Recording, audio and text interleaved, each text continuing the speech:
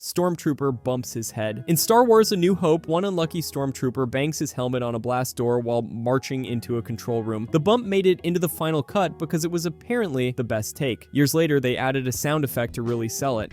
Actor Laurie Good says it was him, blaming food poisoning for the clumsy moment. Michael Leader also claimed it was his head, but then a polygraph test favored someone else entirely, Martin Reed. So now it's a three-way helmet mystery. George Lucas leaned into the chaos by referencing it in Attack of the Clones, where Jango Fett smacks his head too. Fans turned that tiny blooper into a full-on trivia staple, complete with its own in-universe story, Leo's bloody hand. During a tense dinner scene in Django Unchained, Leonardo DiCaprio slammed his hand down and shattered a crystal glass, slicing his palm open mid-monologue. Instead of breaking character, he pushed through, blood dripping as he delivered every line. When the camera stopped, the cast gave him a standing ovation. Director Quentin Tarantino kept that take, even filming follow-ups with a wrapped hand to match the injury. Fans love to say he smeared his real blood on Kerry Washington's face, but that part was done later with fake blood in a different shot. Still, the accident added grit to Calvin Candy's madness. It was intense, chaotic, and brutal, but not random. That injury just locked the whole scene into cinematic legend, and they never reshot it. By the way, if you guys like movie content like this, I would really appreciate it if you could subscribe. Thanks. Anyways, the knife toss. During a fight scene in The Fellowship of the Ring, a stuntman accidentally hurled a real knife straight at Viggo Mortensen's face. It wasn't a prop mishap or fancy edit. The blade slipped and went flying full speed. Mortensen didn't flinch. He reacted instantly, smacking it away midair with his sword like it was part of the choreography. But it wasn't. That move wasn't rehearsed. It was all reflex. The crew was stunned, but the take looked incredible, so they kept it. That moment, which could have ended with a hospital trip, turned into one of the most dangerous on-screen saves ever caught on film. No reshoots, no CGI, just a split-second decision that saved Mortensen's face and gave the movie one of its coolest unscripted shots. Rooftop Pizza, Breaking Bad. Now I know this is television, but it was too good to leave out. In Season 3, Episode 2, Walter White arrives home with a large pizza after Skylar refuses to let him back in. In the script, Bryan Cranston was supposed to throw the pizza onto the driveway in frustration, but during filming, he flung it so perfectly that it landed flat and intact on the garage roof in one take. The crew was stunned, and Vince Gilligan decided to keep the accident, believing it made the scene even more absurd and memorable. The moment became one of the show's most iconic visuals, sparking endless memes and fan visits to the real Albuquerque home. It also led to the real homeowners posting signs asking fans not to toss pizzas onto their roof, something Gilligan himself publicly requested viewers to stop doing. Chestburster reactions. In Alien, Ridley Scott didn't tell the actors how extreme the scene would get. They knew something would burst out, but not that a hose would blast real animal guts and blood across the table. When the alien tore through the chest rig, Veronica Cartwright got hit in the face and actually fainted. That wasn't acting, it was unfiltered panic. The whole thing was rigged with hidden pumps, butcher shop organs, and blood packets, filmed with plastic-covered lenses so they could shoot once and be done. Tom Skerritt later said their reactions weren't to performance, just real fear. The result? A scene so disturbing it carved out a place in film history, and nobody at that table was faking anything. Shark malfunction. In Jaws, Spielberg planned to terrify with a 25-foot mechanical shark named Bruce, but Saltwater had other ideas. Corroded hoses, waterlogged pneumatics, and ballooning rubber turned Bruce into a floating disaster. It delayed filming, busted the budget, and nearly sank the whole production. Literally. Boats even started sinking. So Spielberg pivoted. Instead of showing the shark, he used shadows, barrels, and chilling underwater point-of-view shots. That decision turned out to be genius. Viewers imagined more than they saw, and the tension skyrocketed. Spielberg later called the mistake a godsend. That broken shark forced smarter storytelling and accidentally helped create the first modern summer blockbuster. Turns out, terror hits harder when you barely see it coming. The funniest joke in the world fail. Monty Python's Flying Circus. During a sketch read-through, Michael Palin laughed so hard he tipped backward off his chair, completely unscripted. The bit was the infamous funniest joke in the world sketch from Monty Python's Flying Circus, not Holy Grail. But that fall became part of Python legend. The others didn't stop. They just kept going. Totally deadpan. It was a real collapse, but the team left it in as a kind of unspoken rule. If it breaks them, it stays. Their writing process always focused on cracking each other up first. That chair moment didn't make it into the show, but the laughter did. Absurdity meets authenticity. Classic Python chaos. Shaky cam genius, Saving Private Ryan. Spielberg wanted the audience to feel like they were actually storming Omaha Beach, so Janusz Kaminski shot nearly the entire film handheld. The camera dipped, staggered, and shuddered like a real war correspondent sprinting through bullets. To add grit, they used the Claremont Image Shaker, a device that let them mimic explosions without losing focus. They also messed with shutter angles and even mismatched lenses, so each shot looked a little off, a little too real. The result wasn't shaky mess, it was controlled disorientation. The camera work had audiences ducking, choking, and flinching. Nothing about it was polished, and that's exactly why it worked. Film stock error. Lawrence of Arabia. Filming in brutal desert heat pushed the camera crew and the film stock to their limits. The negatives began to warp and crack as temperatures soared. Emulsion peeled, layers separated, and parts of the footage degraded. It wasn't noticed right away, but years later during the 8K restoration, faint concentric rings appeared in the scans like fingerprints burned into the celluloid. Those weren't digital glitches, they were heat scars from the original shoot. Sony's team had to digitally clean, repair, and preserve Lean's epic frame by frame. That restoration revealed how the desert itself left its mark on the film. Heat damage turned into a legacy etched into the image. The blood elevator. Kubrick spent weeks prepping the elevator scene from The Shining, multiple cameras, gallons of fake blood, and a carefully built set. But when the doors opened, the blood poured out way more chaotically than expected. It started leaking early and overwhelmed everything in its path. Kubrick, the king of control, couldn't even watch it happen. He left the set and told his crew to handle it. The take wasn't clean, but that's what made it iconic. The messy, surreal flow gave the scene a nightmare quality that no one could have planned. It wasn't neat, and that's why it worked. That chaos became one of the most unforgettable shots in horror history. Shoulder dislocation, the passion of the Christ. While dragging the 150-pound cross through rugged terrain, Jim Caviezel's shoulder dislocated mid-shot. He screamed out, visibly and audibly in real pain, and Mel Gibson kept it in. That moment wasn't scripted. The sound, the anguish, the stumble, all real. Caviezel also battled pneumonia and hypothermia during the shoot, plus got struck by lightning for good measure. But he stayed with it, saying the physical suffering helped him connect more honestly with the role. It was brutal, but it gave the performance raw intensity. No stunt double, no fake struggle, just an actor wrecked by the moment and refusing to break character. The injury didn't ruin the scene, it defined it. The jewelry box snapped Pretty Woman. During the jewelry scene, Richard Gere snapped the box shut just as Julia Roberts reached in, completely unscripted. Director Gary Marshall set it up as a prank to jolt her awake on a slow shooting day. Her surprise laugh, totally real. It wasn't in the script and the box was padded, so no harm done. Just one perfect reaction caught on film. The moment was so charming, they scrapped the original take and used this one instead. That quick snap became the most iconic shot in the whole movie. What started as a joke turned into the film's signature, proving again that sometimes the best moments are the ones nobody planned. Bringing a gun to a sword choreographed duel. But Harrison Ford had dysentery. He was dehydrated, exhausted, and couldn't get through another take. So he improvised. Why don't I just shoot him? Spielberg agreed. And just it and a loaded pistol. Constraint made comedy, and it stuck. The camera falls. Children of men. In the middle of that chaotic car ambush scene, a squib misfired and splattered fake blood all over the camera lens. Cuarón yelled, "Cut!" But no one heard him over the gunfire and chaos. The camera just kept rolling. Lubezki saw the mess and told him to keep the take. That blood-smeared lens gave the scene an almost documentary realism, like the audience was trapped inside the car too. It wasn't planned, but it worked perfectly. Instead of ruining the shot, it pulled viewers deeper into the panic. The mistake stayed in, and now it's one of the film's most unforgettable visual moments. Going off script, The Fugitive. In one of the film's most iconic moments, Harrison Ford's Dr. Kimball pleads, "I didn't kill my wife." The original script called for a longer procedural response from U.S. Marshal Sam Gerard. But Tommy Lee Jones improvised a now legendary reply, "I don't care." The abrupt line perfectly captured Gerard's cold focus. He wasn't there to judge guilt or innocence, only to do his job. Director Andrew Davis kept the take, recognizing its emotional impact. The stark contrast between Kimball's desperation and Gerard's indifference became a defining moment of the film, elevating both characters. That three-word improvisation helped win Jones an Oscar and turned a standard scene into one of the most quoted exchanges in modern thriller cinema, the Wilhelm scream. It started as a throwaway scream for a guy getting mauled by an alligator in a 1951 Western. The fourth take ended up buried in the Warner Brothers sound library until some genius decided to recycle it. That genius was Ben Burt, the sound designer for Star Wars, who tossed it in when a stormtrooper got blasted. He thought it was hilarious. Then it spiraled. Suddenly this scream was popping up in Indiana Jones, Gremlins, Die Hard, even Anchorman. Turns out it was probably recorded by Sheb Wooley, who also sang Purple People Eater because nothing makes sense. Eventually, it became this weird inside joke for sound designers who kept sneaking it into their work. Now it's in over 400 movies. Public Domain 2, Hospital Explosion, Malfunction. This is well known as a common mistake, as everyone swore Heath Ledger improvised the timing when the building behind him hesitated to blow, but that myth's been burned down. The delay, fully scripted. Director Christopher Nolan and effects wizard Chris Corbould rehearsed the whole thing around a dozen times. They spaced the explosions deliberately so Ledger could nail that eerie Joker reaction, all while staying alive. The building was real, a former candy factory rigged with surgical surgical precision. Explosives were placed on key supports to fake an outward blast. They had one chance to shoot it and used IMAX cameras plus a helicopter for backup. The whole thing was filmed during a tight 2-hour window between train schedules. The shockwave reached 1,500 feet, no improvisation, just genius planning. The stray cat, that iconic opening scene from The Godfather, the cat wasn't planned. It was a stray Coppola found wandering the Paramount lot, and he just handed it to Brando before they rolled. The result? Vito Corleone stroking a purring cat while calmly discussing vengeance and justice. Brando went with it,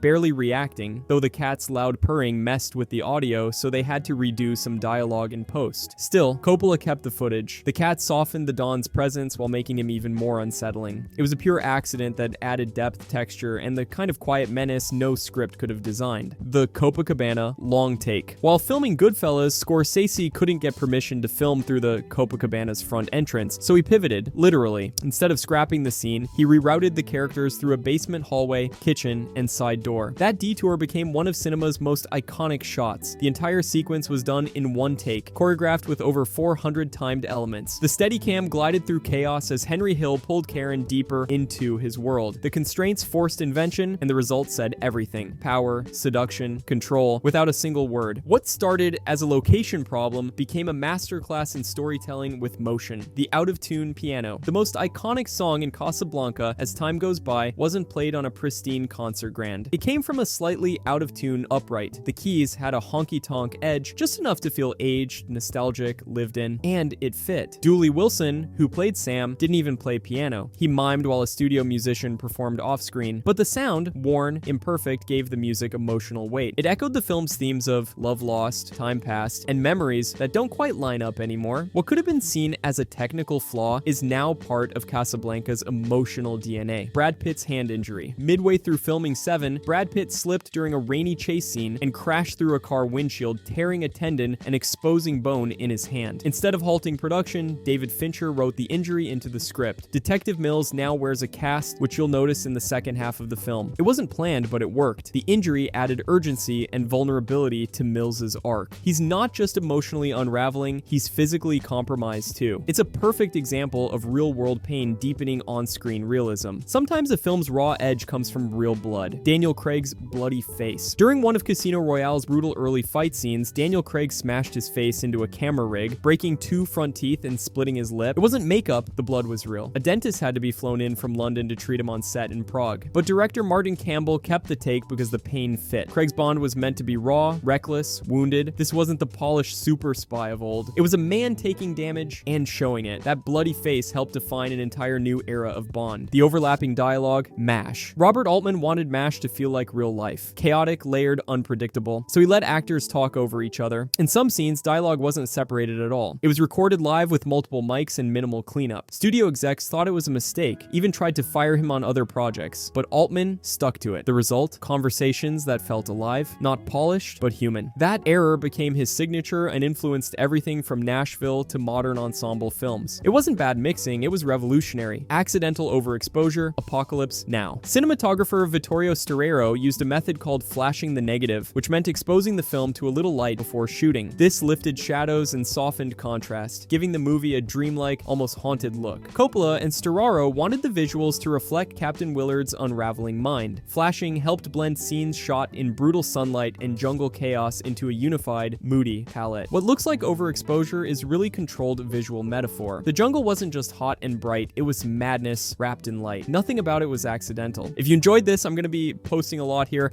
I would greatly appreciate it if you could subscribe. Thanks for watching, and see you next time.